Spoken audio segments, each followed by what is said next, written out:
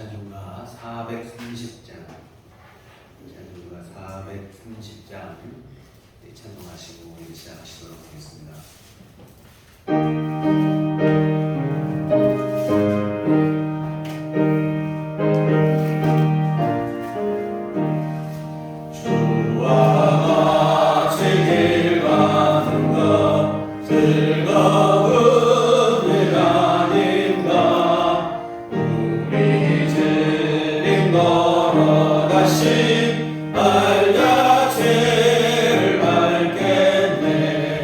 한 걸음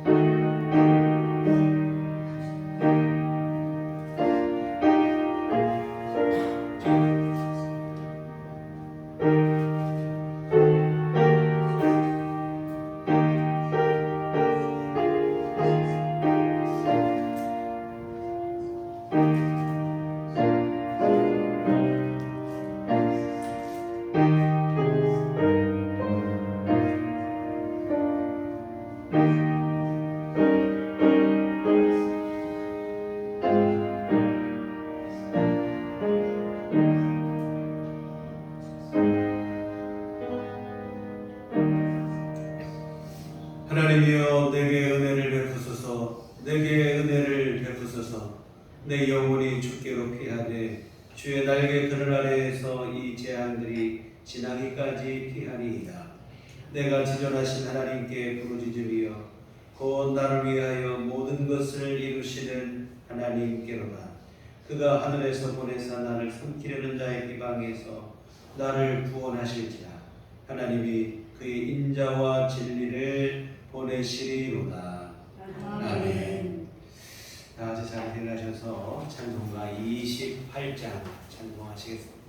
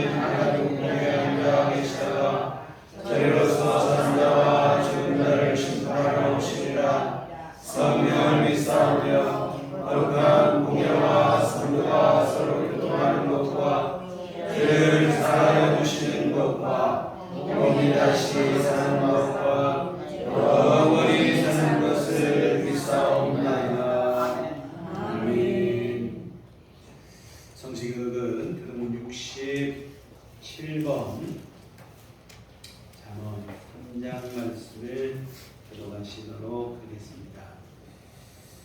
지혜를 얻은 자와 명철을 얻은 자는 복이 있나니 이는 지혜를 얻는 것이 을 얻는 것보다 나고 그 이익이 정금보다 나으리라. 지혜는 진주보다 귀하니 네가 사모하는 모든 것으로도 이에 비교할 수 없도다. 그의 오른손에는 장수가 있고 그의 왼손에는 무기가 있나니 그 길은 즐거운 길이요 그의 지름길은 다 평강이니라.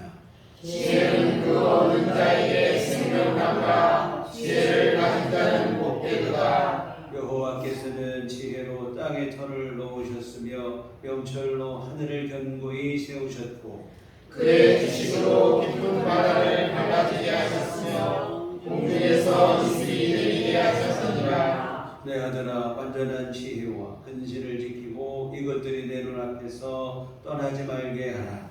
대저 여호와는 내가 의지하는 신이라. 내 발을 지켜 걸리지 않게 하시리라.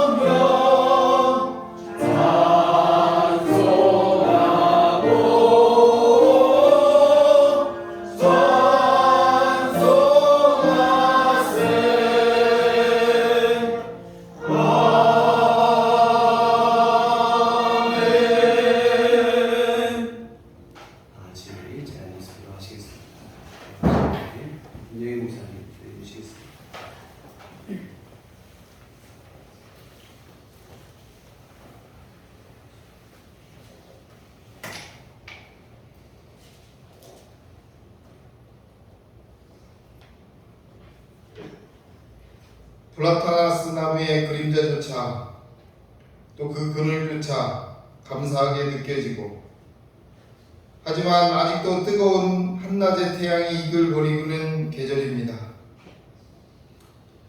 벼이삭이 고개를 내밀고 논두렁에서 줄기를 뻗고 열매를 맺어가는 콩들의 성장이 둔해진 걸 보면 시원함을 선물하는 계절은 또 다가오는가 싶습니다.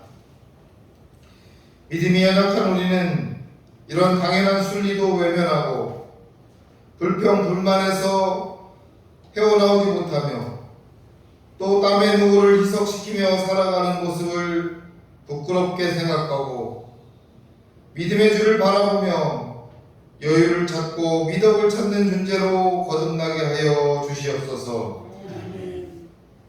연약하고 미천한 인간이기에 뒤를 보지 못하고 내 눈에만 보이는 것이 다있냐, 다양성을 인정하지 못하고 우리의 자아를 십자가의 주님께서 보듬어 주셔서 십자가 속에 생명과 길이 있음을 이 거룩한 주일 말씀의 은혜로 우리를 덧입혀 주시옵소서. 주님 없이는 아무것도 할 수 없는 부족한 저희들을 불쌍히 여겨 주시옵소서. 주님의 한없는 자비와 은혜로 보잘것없는 저희들이 주님의 자녀가 되었고 또 하나님 나라를 세우는 일에 귀한 쓰임을 받고 있음을 믿습니다. 귀한 보배인 주님을 닮고 싶은 연약한 질그릇밖에 되지 않는 저희들이지만 정치, 경제, 사회, 문화 모든 면에서 어려운 상황 속에 빠져있는 지금 인내하게 하시고 포기하지 않게 하시고 주님을 바라보게 하여 주시옵소서. 건강의 문제뿐만 아니라 재정적인 문제로 또 사회 관계의 어려움으로 기도하는 사람들이 있습니다. 은혜의 주님, 그들을 불쌍히 여기시어 그들의 고통에 함께하여 주시고 그들의 기도에 응답하여 주시옵소서. 주님, 이 나라와 이 민족 위에 간절히 기도합니다. 모든 백성과 유정자들이 자기 자신만의 이득만 생각하고 서로 다투지 않게 하여 주시옵소서. 나라와 민족을 위해 희생하고 헌신하며 사랑하는 사람들이 되도록 하여 주시옵소서. 또 국민들도 자신만이 의롭고 자신만이 옳다는 그런 주장을 내놓는 것이 아니라 서로 다름이 있음을 인정하고 존중하고 서로를 사랑할 줄 아는 백성으로 성장하게 하여 주시옵소서.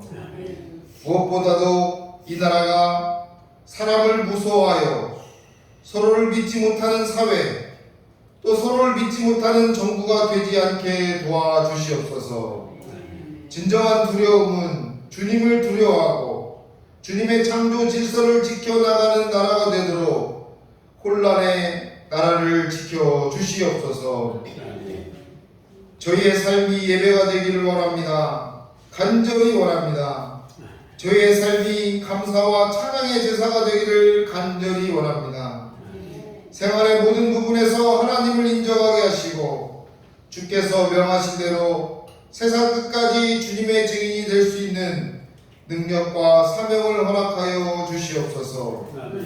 믿지 않는 이웃을 위하여 저희의 입술과 발길을 주장하여 주실 줄로 믿습니다.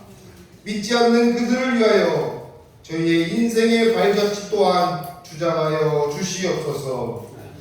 우리의 삶을 주관하시는 하나님, 저희에게 믿음의 자녀로서의 은혜를 허락하셨사오니 저희에게 주님의 영광에 동참할 수 있도록 성령의 은혜를 내려 주시옵소서. 주님의 자비와 긍휼이 넘쳐나게 하여 주시옵소서. 특별히 이 거룩한 예배에 선포되는 하나님의 말씀에 엎드러지게 하시고 아멘하게 하셔서 순종적인 그리스도인들이 될 수 있도록 은혜를 덧입혀 주시옵소서.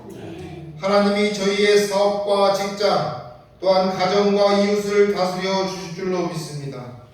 진정으로 그 속에서 여호와를 앙망함으로 새로운 힘을 공급받아 힘있고 소망이 넘치는 한 주간이 되게 하여 주시옵소서.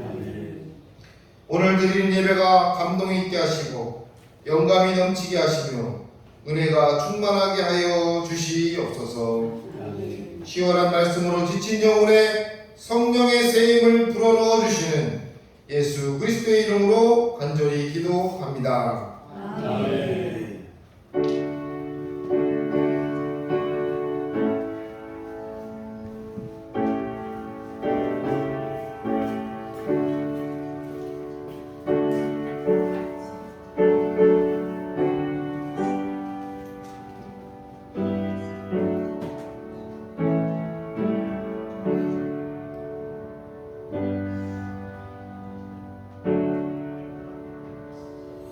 저희 가르치신 기도하시겠습니다.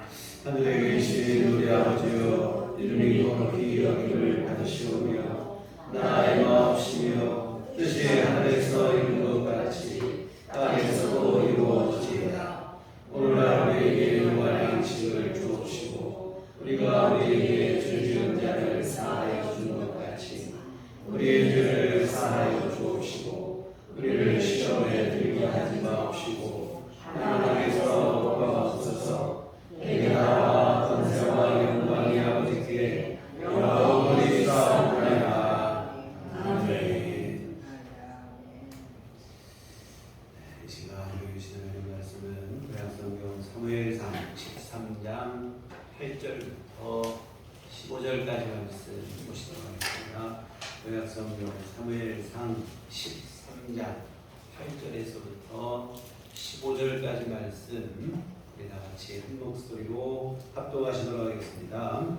사무엘이 정한 기한대로 이레 동안을 기다렸으나 사무엘이 길갈로 오지 아니하매 백성이 사울에게서 흩어지는지라. 사울이 이르되 번제와 화목제물을 이리로 가져오라 하여 번제를 드렸더니 번제 드리기를 마치자 사무엘이 오니라. 사울이 일어나 가지며 면면하매 사무엘이 이르되 왕이 행하신 것이 무엇이냐 하니 사울이 이르되 백성은 내게서 흩어지고 당신은 정한 나라에 오지 아니하고 블레셋 사람은 믹마스에 모였음을 내가 보았으므로 이에 내가 이르기를 블레셋 사람들이 나를 치러 길갈로 내려오겠거늘 내가 여호와께 은혜를 간구하지 못하였다 하고 부득이하여 번제를 드렸나이다 하니라. 사무엘이 사울에게 이르되 왕이 망령되게 행하였도다. 왕이 왕의 하나님 여호와께서 왕에게 내신 명령을 지키지 아니하였도다. 그리하였더라면 여호와께서 이스라엘 위에 왕의 나라를 영원히 세우셨을 것이거늘 지금은 왕의 나라가 되지 못할 것이라. 여호와께서 왕에게 명령하신 바를 왕이 지키지 아니하였으므로 여호와께서 그의 마음에 만든 사람을 구하여 여호와께서 그를 그의 백성의 지도자로 삼으셨느니라 하고 사무엘이 일어나 길갈에서 떠나 베냐민 기브야로 올라가니라. 사울이 자기와 함께한 백성의 수를 세어보니 600명 가량이라. 아멘. 우리 주님의 은총과 평강이 교회 여러분과는 함께 하시기를 기원합니다. 백주 대낮에 공공의 장소에서 끔찍한 범죄들이 연이어 벌어지고 있습니다. 인적 드문 곳에서 은밀하게 범죄가 일어나는 것이 아니라 공개적으로 버젓이 이루어지다 보니 국민들의 일상의 안정에 심각하게 위협을 받고 있습니다. 예전에는 왜 사람 많은 곳으로 다니면 안전하다 그래서 밤늦게 오면 큰 길가로 가라, 사람 많은 데로 가라 이렇게 얘기를 했는데 지금은 오히려 그런 곳이 더 위험한 곳이 되어버리고 말았습니다. 이 상황이 이렇다 보니까 길을 걷다가도 무의식적으로 주변을 살피게 되고 자꾸 뒤를 돌아보게 된다며 불안감을 호소하는 분들이 많습니다. 여성들이 밤에도 자유롭게 활동할 수 있는 전 세계에서 몇 안 되는 안전한 국가임을 자부하던 우리나라인데 어쩌다 이렇게 되었는지 안타까운 마음입니다. 이웃사랑을 명하신 하나님의 말씀, 하나님의 마음을 우리 안에 새롭게 하는 것이 절실히 필요한 때가 아닌가 생각을 합니다. 여하튼 일상의 안전을 보장받고 자유롭게 활동할 수 있는 세상이 되기를 위해서 우리 모두가 함께 노력을 하고 우리 믿는 성도들은 더 기도했으면 좋겠습니다. 하나님께서 이스라엘 초대 왕으로 선택하신 사울, 우리 지난 시간에 보신 것처럼 누구보다도 겸손하고 신실한 사람이었습니다. 이스라엘 왕이 될 사람을 선택하는 제비 뽑는 자리이지만 사울은 왕이 되겠다고 나선 것이 아니라 오히려 자신은 그럴 만한 사람이 못 된다며 진꾸러기 사이로 숨어버렸습니다. 왕으로 제비 뽑혀서 선택되었을 때에도 많은 이들은 다 환영을 했지만 반대하는 무리들이 있었어요. 반대하는 사람들이 악담을 퍼붓지만 그들의 말에 대응하지 않습니다. 그냥 못 들은 것처럼 넘어가는 넓은 아량을 보여주고 있습니다.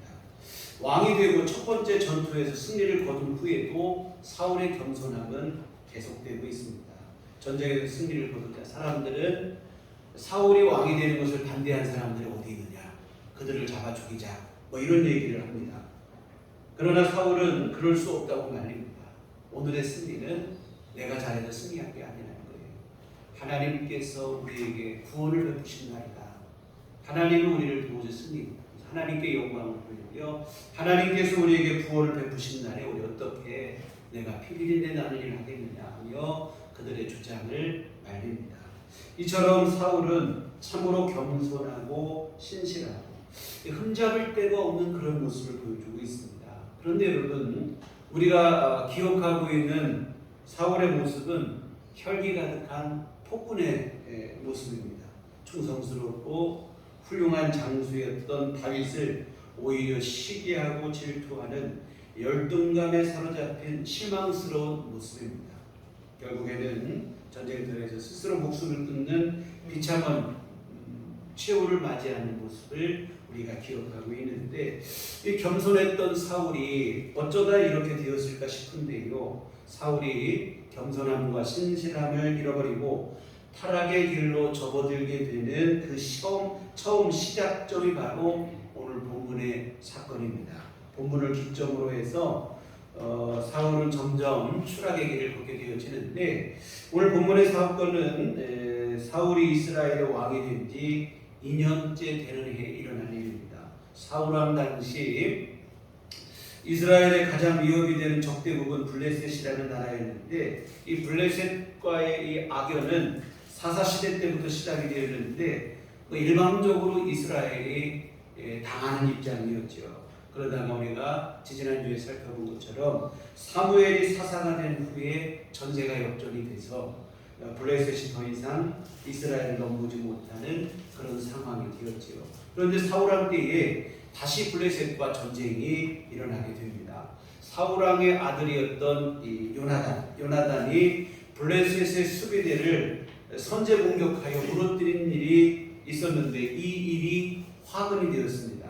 블레셋이 이 일에 격분하여 전쟁을 선포하고 나옵니다. 그런데 전쟁에 임하는 블레셋 군대의 규모를 보니까 엄청나요. 5절 말씀해 보면 블레셋 사람들이 이스라엘과 싸우려고 모였는데 병거가 3만이요 마병이 6,000명이요 백성은 해변의 모래같이 많더라, 이렇게 되어 있습니다.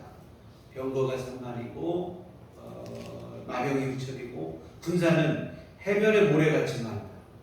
엄청난 숫자로 많다는 그 표현이 되겠는데요. 여하튼 엄청난 그 규모의 군대가 파병이 되고 진을 치고 있으니까 이스라엘 군대가 기가 질려버린 거예요. 싸워보기도 전에 겁을 먹고 숨고 도망치게 바쁩니다. 6절 말씀 보면 이스라엘 사람들이 미급함을 보고 절박하여 굴과 수풀과 바위 틈과 은밀한 곳과 웅덩이에 숨으며 어떤 히브리 사람들은 요단을 건너 갓과 길르앗 땅으로 가되 사울은 아직 길갈에 있고 그를 따른 모든 백성은 떨더라, 이렇게 되어 있습니다. 숨기에 급급합니다. 많은 사람들이 요소수에 그냥 숨어 들어가고 아예 요단강을 건너 요단강 동쪽 지역으로 도망을 치는 군사들까지 나오는 거예요. 요즘으로 하면 탈영을 하는 거죠. 탈영을 해서 아예 그냥 진영을 떠나버리는 이런 군대로 전쟁을 한다는 것은 패배가 불보듯 하나죠. 사기가 충천하다고 해도 승리를 장담하지 못하는 것이 전쟁인데 지금 이스라엘 군대는 싸우기도 전에 그냥 사기가 완전히 꺾여 있어서 오늘 말씀에 보면 아까 8절 맨 끝에 보면 모든 백성이 떨더라게 되어 있습니다. 두려워 떨고 있습니다. 그런데 엎친 데 겹친 격이라고 사무엘까지 약속된 날이 되었는데 오지를 않는 거예요. 8절에 보면 사울은 사무엘이 정한 기한대로 이래 동안을 기다렸으나 사무엘이 길갈로 오지 아니하며 백성이 사울에게서 흩어지는지라. 사무엘이 사울에게 일주일 후에 7일 후에 이스라엘의 진영에 와서 하나님 앞에 예배를 드리며 하나님의 은총을 구하고 이런 것을 약속했던 것인데 그런데 약속한 일주일이 다 지났는데도 사무엘이 도착을 하지 않습니다. 그러자 군사들은 더 겁을 먹고 이리저리 흩어지고 요동을 하기 시작하는 거예요. 우리가 마음이 불안하고 힘들 때는 아주 사소한 일마저도 부정적 요소로 작용하기 마련입니다. 계속 안 좋은 쪽으로 이거 보니까 뭐가 이상해 하고 이런 쪽으로 생각이 되는 것이죠. 근데 사무엘이 약속한 기일 내에 오지 않은 일은 사소한 일 정도가 아니에요. 그 이상의 일입니다. 그러니 백성들이 더더욱 겁을 먹을 수밖에 없죠. 이와 같은 군사들이 아무래도 이번 보니까 조짐이 안 좋다. 사무엘 오지도 않고 이번 전쟁 어려울 것 같다. 판단하고는 도망치고 숨고 두려워 떨고 그러는 거예요. 이 사울이 당황스러울 수밖에 없죠. 약속한 사무엘은 약속한 날이 됐어도 오지를 않고 설상가상으로 군사들은 흩어지고 이 속수무책의 상황이 되었습니다. 급기야 사울은 얼마나 다급한 마음이 되었는지 절대로 해서는 안 되는 일을 해버리는 실수를 저지르고 말아요. 자신이 직접 나서서 예배를 주관한 것이 바로 그 일입니다.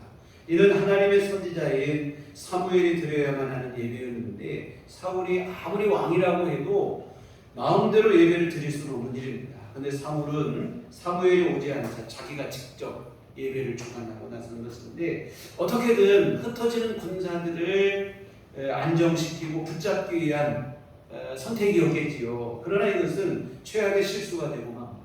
이 일을 계기로 사울은 하나님으로부터 점점 멀어지게 되고 추락의 길을 걷게 되어집니다. 이와 같은 사울이 흩어지는 군사들을 진정시키기 위해서 자신의 예배를 드렸는데 이것은 예배가 아니라 하나님을 사실 오히려 무시하는 일이 되어지고 예배를 무시하는 일이 되어지겠죠. 이와 같은 이 예배를 끝나자마자 근데 이게 웬일입니까? 끝나자마자 사무엘이 도착을 하는 거예요. 9절에 보면 사울이 이르되 번제와 화목제를 이리로 가져오라 하여 번제를 드렸더니 번제 드리기를 마치자 사무엘이 온지라 사울이 당함하지며 무난하니 사울이 조금만 더 참고 기다렸으면 얼마나 좋았을까 하는 지난 아쉬움이 남는 대목입니다. 약속한 일주일을 잘 기다렸어요. 그런데 마지막 그 조금의 시간을 기다리지 못했습니다. 결국 하나님 앞에 큰 죄를 범하고 만 것인데 이 사울의 조급한 마음이 이를 그르치고 만 것입니다. 7일을 기다렸지만 마지막 불과 잠깐 몇 시간을 기다리지 못하는 실수를 범하고 말았는데 그런데 이 잠깐을 기다리지 못한 사울의 실수에 대한 하나님의 징계는 너무나 크다 이 말입니다. 14절에 보시면 지금은 왕의 나라가 길지 못할 것이다. 여호와께서 왕에게 명령하신 바를 왕이 지키지 아니하였으므로 여호와께서 그의 마음에 맞는 사람을 구하여 여호와께서 그를 그의 백성의 지도자로 삼으셨느니라 하고 사무엘이 일어나 길갈에서 떠나 베냐민 기브아로 올라가니라. 사울의 왕위가 오래가지 못할 것이며 사울의 후손은 더 이상 이스라엘의 왕이 되지 못할 것이라 하는 하나님의 심판의 말씀을 사무엘이 전하는 것입니다. 이 잠깐의 실수에 대한 대가치고는 너무 심한 게 아닌가 하는 생각이 들 정도인데요. 잠깐을 기다리지 못한 까닭에 너무 많은 것을 잃어버렸어요. 사울의 보장된 왕으로서의 생애가 짧아지게 되고 또한 사울의 후손들에게 자연스럽게 세습될 왕권조차도 다른 지파, 바로 유다 지파 다윗에게 넘어가게 되어지죠. 작은 것 때문에 너무 큰 것을 잃어버린 이러한 상황이 되어졌습니다. 사실 사울이 일주일을 기다렸던 것처럼 마지막까지 인내하며 기다렸다면 그의 생애가 아마 많이 달라졌을 거예요. 사실 사울의 아들 요나단을 보면 다윗 못지않은 훌륭한 인물입니다. 이스라엘의 임금이 되고도 남을 만한 충분한 자질을 갖춘 인물입니다. 그런데 아버지 사울의 실수로 인해서 그 기회를 박탈당하고 말았죠. 이와 같은 사울의 실수는 지난 아쉬움이 남는데 조금만 더 인내하면 얼마나 좋았을까. 그런데 이는 사실 비단 사울만의 문제가 아니라 이 말입니다. 마지막 그 조금 때문에 낭패를 보는 경우들이 의외로 많이 있어요. 잘 참고 인내하다가 마지막 순간에 인내하지 못하여 신앙을 저버리고 하는 사람들도 많이 있고, 조금만 더 인내하였으면 될 것을 조금을 참지 못하고 기다리지 못해서 타락의 길로 접어드는 경우들도 있고, 참고로 마지막 조금 잠깐 여기에서 무너지는 경우들이 많이 있어요. 우리 앞에 버티고 있는 고난과 시련 때문에 마음이 지칠 때가 있습니다. 도무지 끝나지 않을 것 같아 앞이 캄캄할 때도 있습니다. 여러분 뭐 너무 힘들고 어렵죠. 그렇겠지만 조금만 더 참고 인내함이 우리에게 반드시 필요합니다. 사실 여러분 하나님께서 우리에게 약속하신 영원이라고 하는 시간 속에서 보면 잠깐일 뿐이에요. 물론 지금의 고난과 시련, 우리가 담당하고 있는 어려운 일들이 어렵지 않다는 말은 결코 아닙니다. 왜 안 어렵겠습니까? 어렵지요. 마음이 무너질 때로 힘들 때가 얼마나 많이 있습니까? 그러나 이때 우리가 기억해야 될 것은 지금의 어려움 그것도 있지만 예수 그리스도 안에 있는 십자가 복음 안에 있는 천국과 영생을 믿습니다. 연약한 우리를 그 길과 자비로 바라보시며 응원하시는 우리 하나님 아버지의 그 인애와 자비를 또 우리가 기억해야 될 줄 믿습니다. 그 주님의 도움을 의지하며 힘들고 어렵겠지만 조금 더 힘을 내고 참고 인내함이 우리에게 필요합니다. 하나님의 도우심을 바라며 기도해야 될 줄 믿습니다. 이 잠깐을 인내하지 못한다면 사실은 그 잠깐을 인내하지 못하는 것 때문에 너무도 많은 것을 잃어버릴 때가 있어요. 하나님께서 우리를 위해서 예비하시고 준비하신 그 은혜를 상실합니다. 자칫 신앙이 잘못될 경우에는 천국과 영생을 상실할 수도 있습니다. 잠깐 때문에 영원한 것을 잃어버린다면 이보다 더 억울한 일은 없을 줄 믿습니다. 그래서 사울이 제사를 마치자마자 사무엘이 당부했습니다. 이때 사울이 얼마나 후회가 되었을까 생각을 해봤습니다. 조금만 더 참고 기다릴 것을 후회 마법이었을 것입니다. 여러분 생애 마지막 순간 하나님 앞에 섰을 때 이러한 후회가 남지 않는 여러분 모두가 되시기를 주님의 이름으로 부탁을 드립니다. 아무리 힘들고 어려워도 사실은 영원에 비춰보면 잠깐입니다. 잘 인내하면 주님께서 우리에게 주시는 영원한 위로와 안식을 우리가 누리게 되어질 줄 믿습니다. 예수님이 이런 말씀을 하셨어요. 누가복음 21장 17절 19절에 보면 너희가 내 이름을 인하여 모든 사람에게 미움을 받을 것이나 너희 머리털 하나도 상치 아니하리라. 너희의 인내로 너희 영혼을 얻으리라. 우리의 인내가 우리의 영혼을 살리고 구원하게 될 것이다 하는 얘기인데요. 힘들고 어려울 때 조금 더 참고 기다리는 인내가 반드시 필요합니다. 이스라엘이 출애굽하는 과정에서 사흘길을 걸었지만 물을 얻지 못할 때가 있었습니다. 아니, 보통 고생스러운 일이 아니죠. 물이 없다는 것은 곧 이게 뭐 생존과 직결되는 일이다 이 말입니다. 여하튼 그러다가 사흘길을 걸어서 드디어 물을 만났습니다. 얼마나 반갑겠습니까? 그런데 물을 만난 기쁨이 순식간에 탄식과 절망으로 바뀌고 말합니다. 이유는 사흘 만에 힘겹게 만난 물이 먹으려고 먹어보니까 아예 먹을 수 없는 쓴물이었다 이 말입니다. 물이 없어 고생하던 사흘 동안 그래도 원망하지 않고 이스라엘 백성들이 사흘 동안 물을 만나지 못했다고 얼마나 힘들어요. 그런데 사흘 동안 원망하지 않고 참고 인내하고 그랬는데 한순간 폭발을 하고 마는 거예요. 물을 만났는데 못 먹는 물이 되고 나니까 참고 참았던 원망이 그냥 쏟아지기 시작한다 이 말입니다. 이게 마라의 승불의 사건입니다. 그런데 마라의 승불의 사건을 지나고 성경에 보면 조금 더 가서 보니까 엘림이라고 하는 곳에 다다르게 돼요. 엘림이라는 곳에 가보니까 오아시스 12개가 있어요. 종려나무가 또한 숲이 기다리고 있습니다. 하나님께서 이스라엘에게 마실 물 그리고 쉴 수 있는 장소를 준비해 두고 계셨던 것입니다. 그런데 그 조금을 참지 못하고 기다리지 못하고 원망과 불평.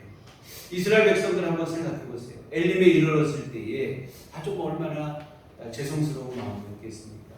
하나님의 이러한 세심한 배려와 은혜가 기다리고 있는 줄 모르고 원망하고 불평하고, 또한 마라의 승물 앞에서도 기도하는 모세의 기도를 통해 하나님께서 먹을 수 있는 물로 바꿔주셨어요. 그런데 이들은 원망부터 하고 보는 거예요. 참 이 원망하고 불평한 일, 부끄러운 마음이 들죠. 그렇습니다. 조금만 더 신뢰하고 인내하시면 반드시 하나님께서 우리를 위해서 예비하신 선하신 은혜를 여러분이 잊게 되어질 줄 믿습니다. 여러분 조금만 더 참고 인내했더라면 하는 지난 아쉬움이 남는데요. 원망하지 않았더라면, 불평하지 않았더라면, 조금만 더 참고 기도했더라면, 그랬더라면 얼마나 좋았을까? 하나님은 얼마나 기뻐하셨을까? 조급한 원망과 불평 절대로 좋지 않습니다. 섣부른 판단에 의한 절망과 낙심, 우리 신앙 안에서 우리가 내려놓았으면 좋겠습니다.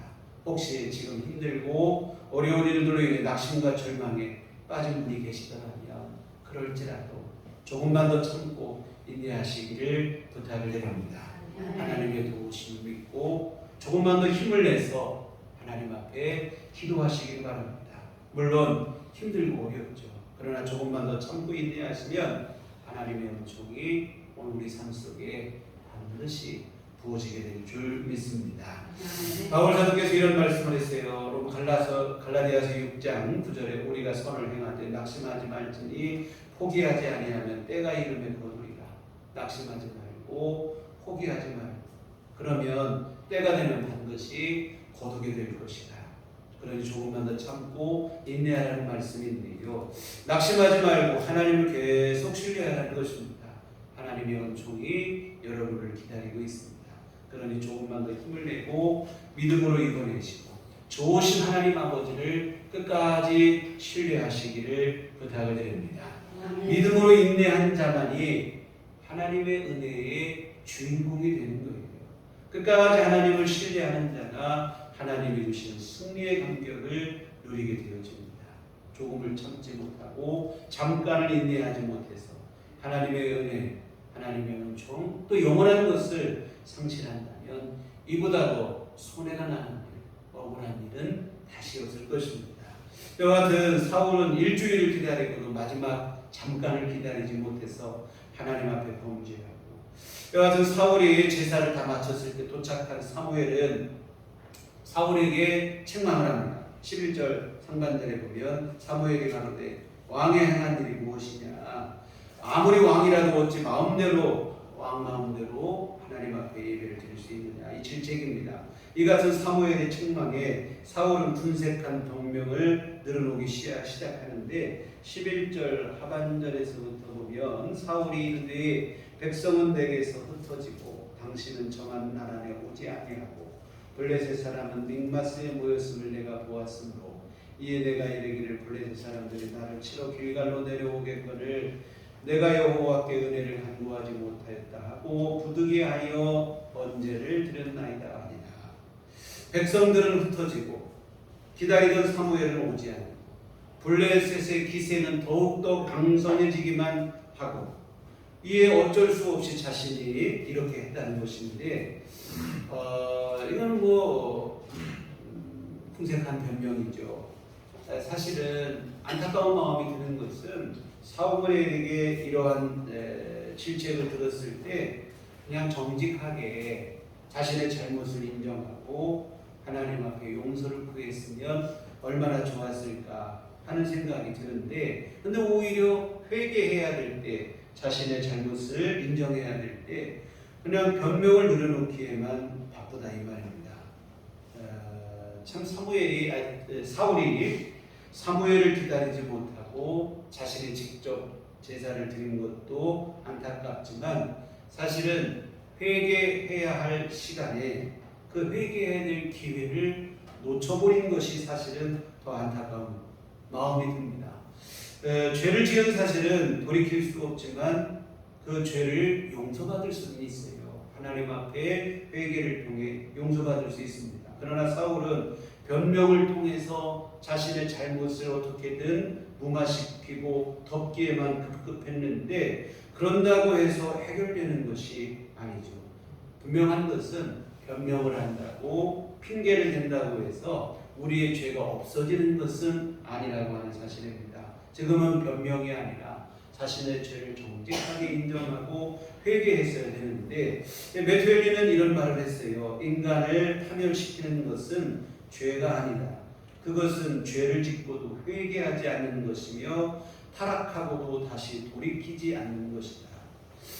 죄를 짓는 것이 인간을 파멸시키는 게 아니고 회개하지 못하는 것이 오히려 인간을 파멸시킨다. 이런 얘기를 했는데요.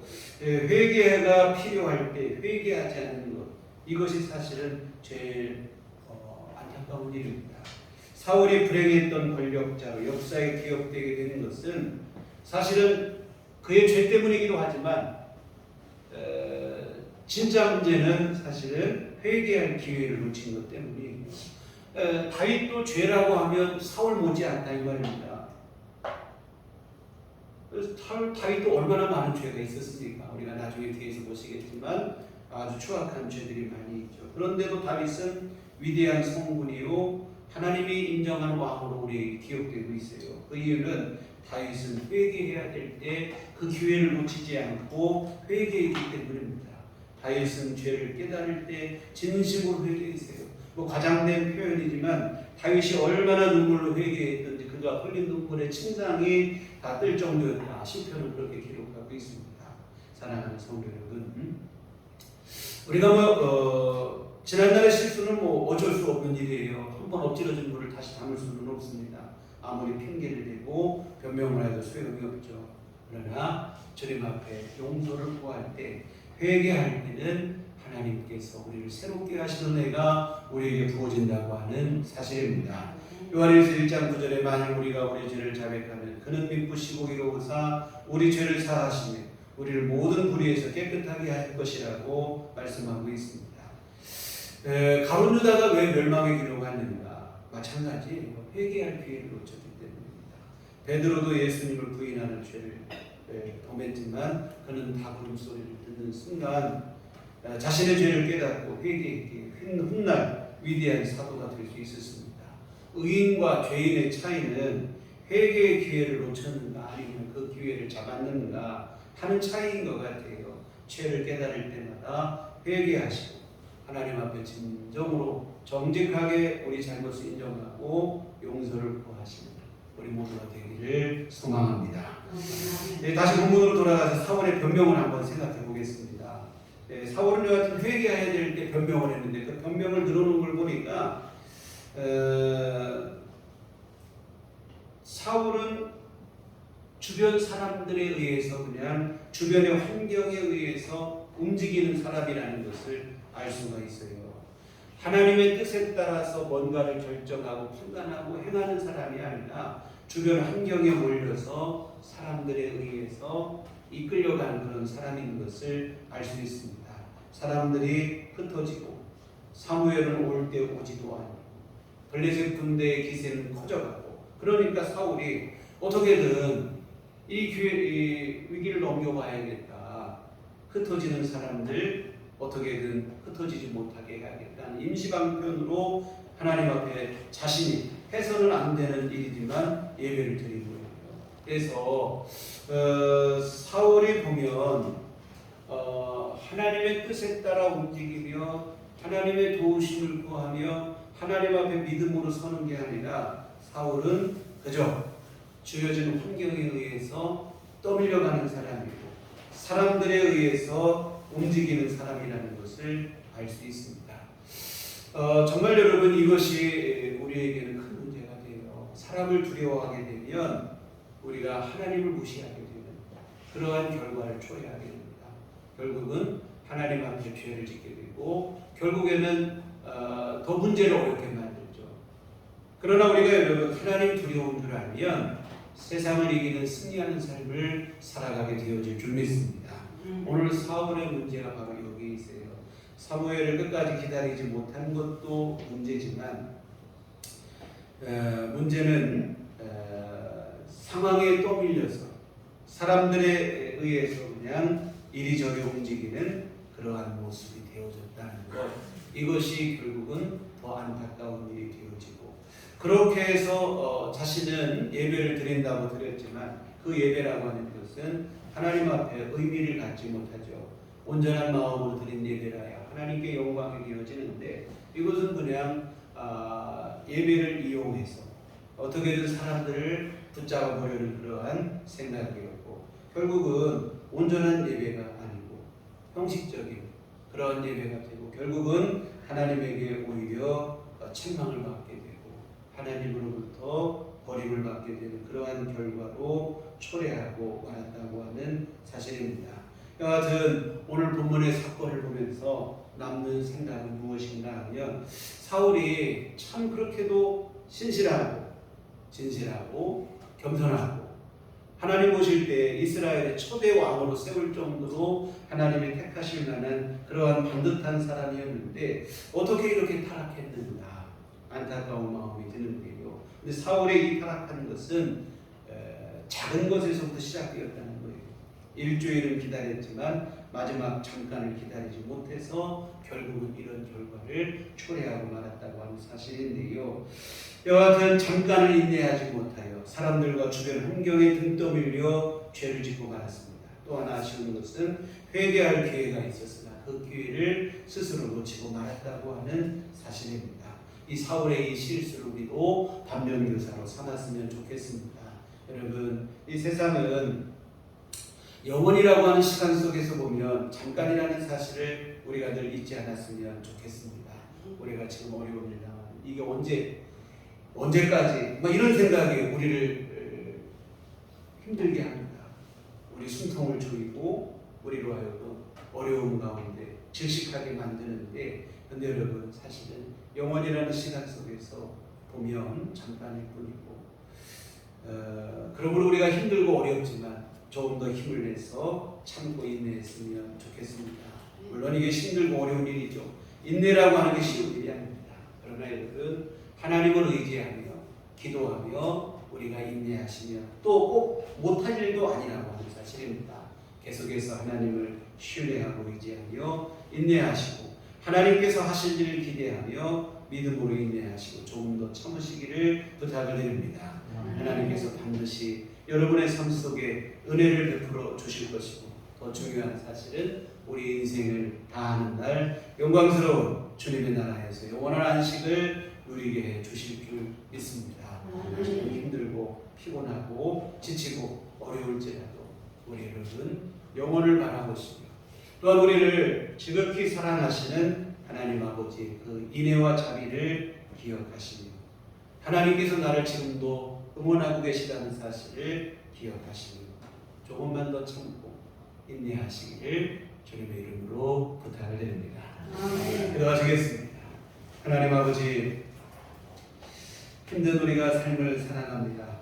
삶 속에 우여곡절도 많고 고비고비가 우리를 힘들게 할 때가 많이 있습니다. 때로는 지치고 힘들어 완전히 마음마저 무너질 때도 있으나 주여 우리를 그때마다 붙들어 주시옵시고 우리로 하여금 조금 더 참고 인내할 수 있는 힘과 용기를 허락하여 주시옵소서. 아버지 하나님, 영원이라는 시간 속에서 우리가 생각할 수 있는 지혜를 허락하여 주시옵시고 우리를 죽기까지 사랑하신 하나님 아버지의 자녀가 되었다는 사실도 잊지 않게 하여 주시옵소서. 하나님 안에서 믿음으로 인내하여 승리하는 우리 모두가 되게 하여 주시옵소서. 예수님 이름으로 기도했습니다. 아멘. 찬송가 338장 찬송가 338장 찬송하시겠습니다.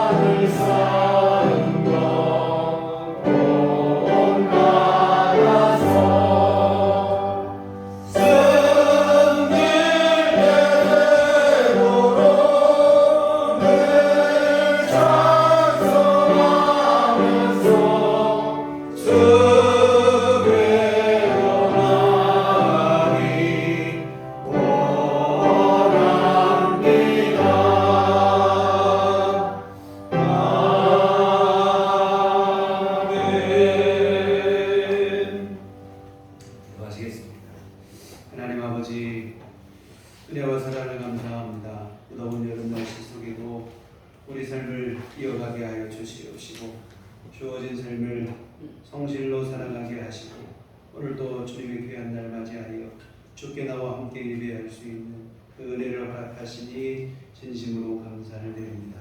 아버지 하나님, 주님의 그 크신 사랑하심 무한하신 은혜를 진심으로 감사를 드리며 주님 앞에 이 헌금을 드립니다. 아버지 하나님, 기뻐 받아 주시옵소서. 쓰일 때도 하나님 복내려 주시옵소서. 하나님의 귀한 일들 이루기에 부족함 없도록 도와주시옵소서. 하나님 아버지, 또한 정성을 드리고 귀한 마음을 모아 헌금을 드리고 오늘도 귀한 시간 하나님 앞에 드리고 몸과 마음을 바쳐 예배할 모든 심령들을 하나님 아버지 기억하여 주시옵소서. 하나님께서 기뻐 받으시는 한량없는 주의 은총을 베풀어 주시옵소서. 아버지 하나님의 은총 안에 거하게 하여 주시옵시고 주의 자비하심으로 인도하시고 보호하시는 귀한 삶을 누릴 수 있도록 주께서 하나님 역사하여 주시옵소서. 아버지 하나님, 우리의 매일의 삶을 주께서 주관하여 주시옵소서. 아버지 하나님, 한 치 앞도 알지 못하는 세상을 우리 살아가나 하나님 아버지 주님의 무한하신 도우심으로 아버지 하나님 혼란 근심 걱정 없는 삶을 살아갈 수 있도록 주여 도와 주시옵소서. 우리 삶의 위로한 식을 허락하여 주시옵시고 우리 마음에 참 평안을 늘 허락하여 주시어서 주님 안에 참 기쁨 누리며 살아갈 수 있도록 하나님 도와 주시옵소서. 아버지여, 또한 건강 허락하여 주시옵소서. 일기가 무덥고 참으로 힘겨운 시기를 보내고 있습니다. 아버지 하나님 밤잠조차 이루기 어려운 이때를 우리 지내고 있지만 하나님께서 우리를 건강으로 날마다 새 힘을 허락하여 주시어서 능히 여름을 잘 이겨낼 수 있도록 하나님 도와 주시옵소서. 각자 우리 생업으로 삼고 있는 일들을 해나가는데 아버지 하나님 어려움이 없도록 건강으로 체력으로 주님께서 돌보시고 함께하여 주시옵소서. 아버지 하나님 또한 경제적으로 힘들고 어려운 교우들 가정에 하나님께서 주님의 은총을 베풀어 주시옵소서. 일용할 모든 것 주님이 채우시고 아버지 늘 허락하여 주시어서 주 안에서 아버지 하나님 주님이 주시는 참된 안식을 누리는 삶을 살아갈 수 있도록 하나님 도와 주시옵소서. 아버지 또한 주님 앞에 간절한 소원을 두고 끊임없이 기도하는 성도들의 기도가 있습니다. 하나님 들으시고 응답하여 주시옵시고 구한 것보다 더 좋은 것으로 더 필요한 때에 귀한 삶 속에 꼭 많은 은혜를 주님께서 베풀어 주시옵소서. 아버지 하나님 또 한 주간도 주 안에 승리케 하여 주시옵소서. 예수님의 이름으로 기도했습니다. 아멘. 교회 소식 시간입니다. 우리 서로 인사할 때 주님만 바라봅시다. 교회 밖의 집회와 성경 공부에서 참여하고 교회 중심으로 건강한 신앙생활 함께 이어가시는 좋을 것 같습니다. 무더운 여름 날씨에 지속되고 있습니다. 그런데 좀 조금 나아진 것 같아요. 습도가 아무래도 조금 줄어드니까 기온은 높지만 조금 더 좋아지는 것 같은 느낌. 이번 한 주가 더 좋아지고 더 시원해질 것 같습니다. 여러분 마지막까지 잘 인내하셔서 이겨내셔서 건강하게 여러분 잘 하시기를 기도하도록 하겠습니다. 우리 다 같이 일어나셔서 서로를 축복하시며 평안을 너에게 주노라. 참여하시도록 하겠습니다.